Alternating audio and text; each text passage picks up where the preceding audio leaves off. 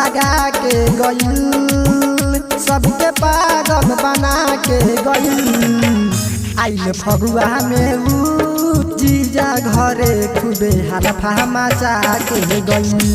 आइल फगुआ में ऊ जीजा घरे खूबे हलफा मचा के गइल। जीजा घरे खूबे हलफा मचा के गइल। जीजा घरे खूबे हलफा मचा के गइल। RVS music recording studio Balthar चौक। होली खेले गइल रहनी हम ओकरा घरे, हाथ में उ रंग लेके गाल पे रगड़े। होली खेले गइल रहनी हम ओकरा घरे, हाथ में उ रंग लेके गाल पे रगड़े। दिल के चैना बढ़ा के गइल, सबके पागल बना के गइल।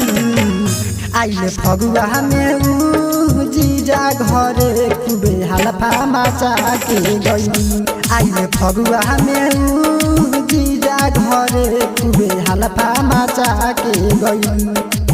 जीजा घरे खूबे हलफा मचा के गइल।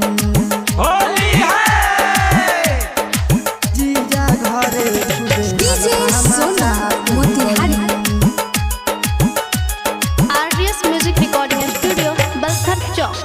गोरे गोरे देह रहे गाल खूब हेवी, राइटर सैलेश कहे होली में ना ठेकी। गोरे गोरे देह रहे गाल खूब हेवी, राइटर सैलेश कहे होली में ना ठेकी।